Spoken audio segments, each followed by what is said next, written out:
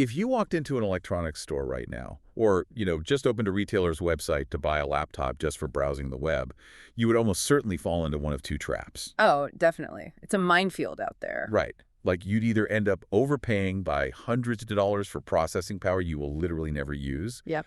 or you'd buy a budget machine so profoundly weak that it takes, I don't know, 30 seconds just to load an email. Which is agonizing. It really is. It's this deceptively complicated problem for you as a buyer. The marketing jargon is thick, the price ranges are massive, and the line between a streamlined machine and just straight-up e-waste is incredibly blurry. Which is exactly why we are analyzing a highly specific hardware guide from Right.as today. Yeah, we really need to cut through that noise. Exactly. Our mission here is to look at a concise breakdown that compares traditional Chromebooks, a piece of software called ChromeOS Flex, and then ultra-budget options like the Geo Netbook. Right, the full spectrum. Yeah, so the goal is to establish the absolute best path forward for someone whose entire digital life lives inside a web browser. Okay, let's unpack this.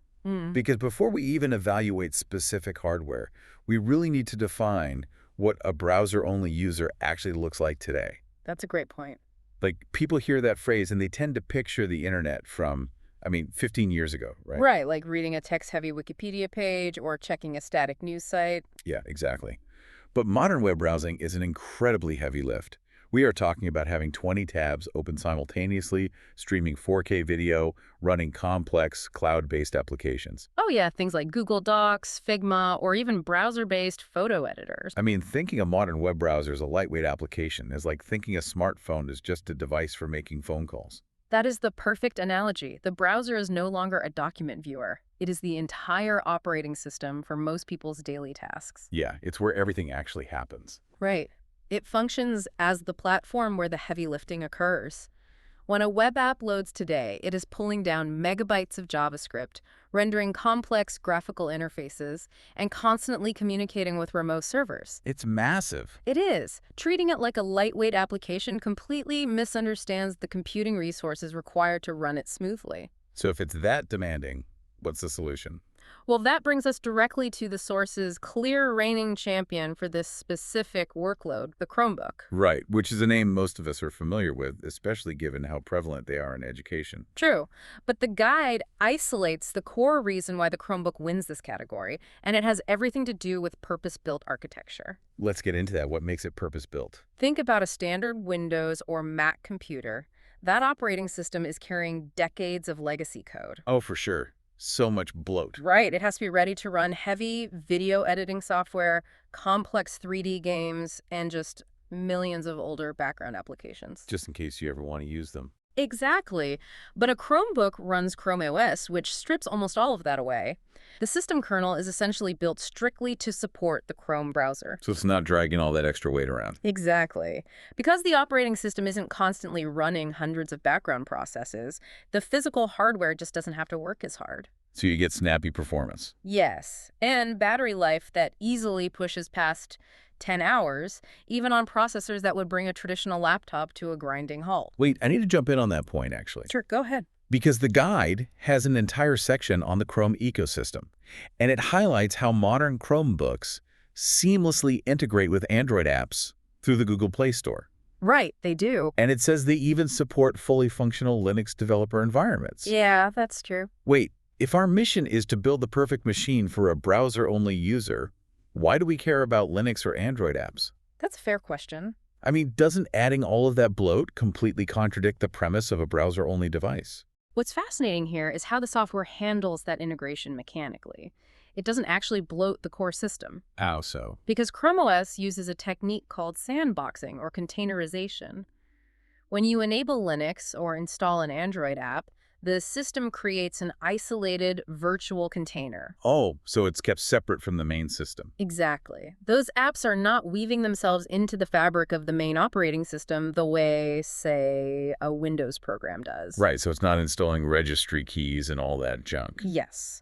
If you aren't actively using an Android app, that container is essentially asleep. It takes up zero processing power. So it's not running background update checkers that slowly drag the machine down over time. Exactly that. The source highlights this integration because it acts as a critical safety net for the buyer. Oh, I see. Because human needs change. Right. You might buy this device strictly for web browsing, but, 6 months later, you find you need an offline Android app to control a smart home device. Or you want to experiment with basic coding tools or something. Exactly. You have the flexibility to expand beyond the browser without sacrificing that core, perfectly optimized browser experience. That is a brilliant way to handle scope creep. It really is. It gives you an off-road gear, but only when you actually shift into it. Yeah. So conceptually, the Chromebook is the top tier. Yes. But physically, if you search for one online, you will see everything from premium aluminum models to super cheap plastic clamshells. Oh, absolutely. The market is huge. So how does the listener navigate what actually makes a great Chromebook versus a mediocre one when they're buying new? It starts by understanding the hidden tax of budget personal computers. The hidden tax. Tell me more about that. Well, when a manufacturer builds a $300 Windows laptop, a significant portion of that budget goes toward the Windows software license itself. Right, they have to pay Microsoft. Exactly. And they often try to recoup those costs by pre-installing paid bloatware, those annoying antivirus trials. Yes. The worst. But because ChromeOS is fundamentally free for these manufacturers to use, they can take the money they would have spent on software licensing and reinvest it. Into the actual physical hardware. Exactly. The source points out that at any given budget price point, a Chromebook will almost always feature a vastly superior keyboard, a smoother glass trackpad, and a higher quality screen compared to a Windows netbook at that exact same price. Which is paramount, right? Because the physical interface is everything. It really is. Like if you spend 8 hours a day writing emails or navigating cloud apps, a mushy keyboard or a jumpy trackpad will ruin your experience. Totally. Regardless of how fast the web pages load. Right. But the guide doesn't leave the internal specs up to chance either. It gives a very specific blueprint for the internal hardware to guarantee smooth multitasking. Yeah, the rigid recommendation here is that a buyer must secure at least 8 gigabytes of RAM. Okay, 8 gigs of RAM. Yes. Think of RAM random access memory as your physical disk space. Yeah. Your hard drive is the filing cabinet in the corner, but RAM is the desk. Right, where you spread out the documents you are currently reading. Exactly. Every single browser tab you open takes up physical space on that desk. So if you only have 4 gigabytes of RAM, you essentially have a tiny tray table. Precisely, a tiny tray table. Once you open your 5th or 6th heavy tab on a 4 gigabyte machine, the desk is full. So what happens then? The computer has to frantically start shuffling data off the desk and back into the filing cabinet to make room for the new tab. Oh, right. Which takes time. Mechanically, this process is called swapping or paging, and it is incredibly slow. That's the shuffling that causes the screen to freeze, right? Yes. The audio stutters, the mouse cursor lags. It's all because of that swapping. Got it. So by insisting on 8 gigabytes of RAM, the source ensures you have a massive desk. Exactly. And it pairs that RAM recommendation with specific processors, either an Intel Core i3 or a MediaTek Companion. Why those two specifically? They hit the sweet spot. They have enough processing power to render heavy web graphics, but they're energy efficient enough to maintain all-day battery life. Okay, that makes sense. And beyond the speed and the screens, there are 2 massive perks highlighted in the text that fundamentally change the value proposition here. Oh, you're talking about the longevity and security. Yes. The first is guaranteed software updates for 5 to 8+ years, which, let's be honest, is practically an eternity in budget computing. It really is unheard of. But the second is a security feature called verified boot. Can you unpack the mechanics of verified boot for us? Absolutely. Because when people hear budget browser machine, they tend to assume it has consumer-grade, kind of flimsy security. Right, but it is arguably the most sophisticated feature of the entire platform. Verified boot is a cryptographic security standard baked directly into the hardware. Baked into the hardware, how does that work? When you press the power button on a Chromebook, before it even attempts to load the operating system, a tiny read-only piece of physical memory wakes up. Okay, so separate chip. Yes, and this memory chip cannot be altered by software, ever. It runs a mathematical check, a cryptographic hash on the core operating system. And compares it to what? It compares it against a known, perfectly secure blueprint provided by Google. Wow. So it's essentially inspecting the vehicle's engine block before it allows you to even turn the key. Yes, exactly. And it does this in fractions of a second. That's incredible. If it detects that even a single byte of code has been altered, say, a piece of malware tried to embed itself, it instantly halts the boot process. So it just breaks. You can't use it. Well, no, it doesn't just stop. ChromeOS maintains two separate partitions of the operating system. Let's call them A and B. Okay. If partition A is compromised or corrupted, it seamlessly falls back to the clean, secure partition B, Oh, wow. and then it repairs the damaged one in the background while you work. That is so smart.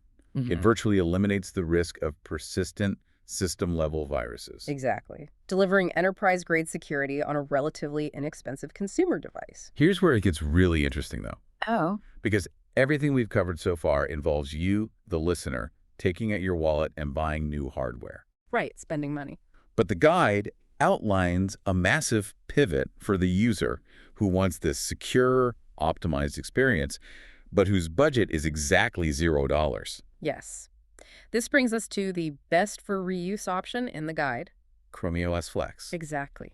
ChromeOS Flex is a specialized downloadable version of ChromeOS designed to be installed on existing Windows or Mac computers. So instead of buying a new machine, you are fundamentally repurposing one you already own. Yeah, that's the idea. It is the ultimate tech recycling project. It's essentially a brain transplant for that chunky 5-year-old laptop gathering dust in your closet. We all have one of those. You know the exact machine I'm talking about. The one where the fans roar like a jet engine. It takes 15 minutes just to reach the login screen. And you've just abandoned it. Right, because the Windows operating system has become too bloated to function. But by wiping that hard drive entirely and installing ChromeOS Flex, you strip away all that decayed software architecture, And you replace it with the lightweight, highly optimized browser environment we just discussed. instantly turning a useless brick into a fast, secure web machine. It's almost like magic. The value proposition is incredible for sure, but the source is very deliberate in introducing the mechanical caveats of this process. Caveats. Like what? Well, a native Chromebook is designed from the factory floor to run ChromeOS. The engineers know exactly which Wi-Fi chip, keyboard, and display are in the device. Right, so the software is perfectly tuned for them. Exactly. ChromeOS Flex, on the other hand, is being injected into foreign hardware. I see. It's a free Frankenstein. Yes. And like any transplant, the rejection rate varies. The guide explicitly warns that hardware compatibility is hit or miss. Because of the drivers. Precisely. A driver is essentially the translator between the operating system and a physical component. ChromeOS Flex has to rely on generic translators. So specialized hardware might just not work. Right. Because of this, proprietary hardware on your old laptop might simply not be recognized. The fingerprint reader will likely be dead. Okay, that's not a huge deal. The ambient light sensor that adjusts your screen brightness might fail. The trackpad gestures might feel slightly off. Honestly, I can live with losing a fingerprint reader on a totally free computer. Fair enough. But the guide raises a much more alarming warning. Wi-Fi stability. Yes, that is the big one. It notes that depending on the specific networking card inside that old laptop, your Wi-Fi connection might drop or struggle to maintain high speeds. It's a real possibility. I mean, I have to push back on recommending this if that's the case. If our entire premise relies on the browser, and the browser requires the internet, a machine that drops Wi-Fi is essentially a very nice paperweight. That's a totally valid point. How should the listener weigh that risk? A risk that fundamentally breaks the utility of the machine. You are identifying the exact Achilles heel of the Flex project. If the internal Wi-Fi card, say, an obscure proprietary Broadcom chip, doesn't have a good generic Linux driver, the machine is completely compromised for web-centric use. That sounds like a deal breaker. Well, the source wants you to weigh this by understanding the stakes. Because Flex is completely free to download, and you can actually test it off a USB drive before you even wipe your hard drive. Oh, so the financial risk is zero. Exactly. However, the reliability risk is real. So you definitely don't use this machine to host a critical Zoom interview for your dream job. Precisely. The verdict from the guide is clear. ChromeOS Flex is an amazing way to revive e-waste for casual, low-stakes use around the house. Like a secondary device for a guest room or a kitchen counter. Exactly. But because you cannot guarantee flawless communication between the generic software and the proprietary hardware, it should not be relied upon as your primary mission-critical daily driver. Okay, that makes perfect sense. So what does this all mean for the other end of the extreme? The budget traps. Right. We've explored the premium new option. We've explored the $0 recycling option. This leaves us with the temptation of ultra-budget devices. Yes. The guide uses the Geo netbook as the prime example of the not recommended category.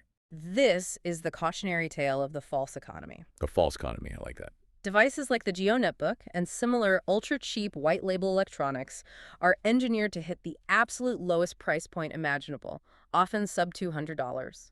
Which sounds tempting on paper. It does. Sometimes they are subsidized by being locked to specific cellular data plans, or they run heavily modified, highly restricted versions of older operating systems. And the mechanical sacrifices required to hit that price tag are just brutal. Absolutely brutal. Like the hardware specs listed in the guide are almost hard to believe for a modern machine. They often ship with 2 gigabytes of RAM or less, It's shocking. incredibly weak processors, and a type of slow flash storage called eMMC that is barely large enough to hold the operating system. Right. And if we connect this to the bigger picture, back to our earlier RAM analogy, 2 gigabytes of RAM isn't a desk, it's a postage stamp. A postage stamp. We established that modern web applications are resource heavy. If you attempt to open a Google Doc, stream a YouTube video, and run a background email tab on 2 gigabytes of RAM, The system will just immediately run out of memory. instantly, it will aggressively start swapping data to that painfully slow eMMC storage drive. Oh, man. The result isn't just a minor slowdown, it is massive, system-locking freezes.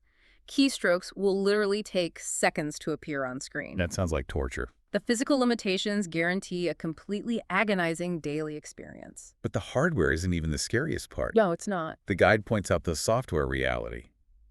These devices often run customized forks of Android or outdated versions of basic OS implementations that the manufacturer has literally no intention of ever updating. Which turns a slow machine into a highly dangerous one. Yeah, that's terrifying. If the web browser is the gateway to your entire digital life, your banking portals, your tax documents, your private medical records, the security of that gateway is paramount.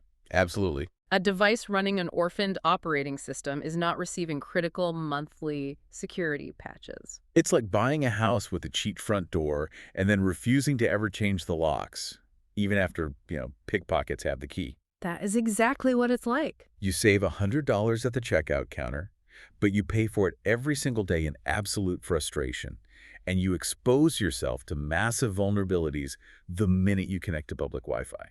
It entirely defeats the core benefits of a modern cloud-centric workflow. Which is why the final recommendation from the source is so blunt.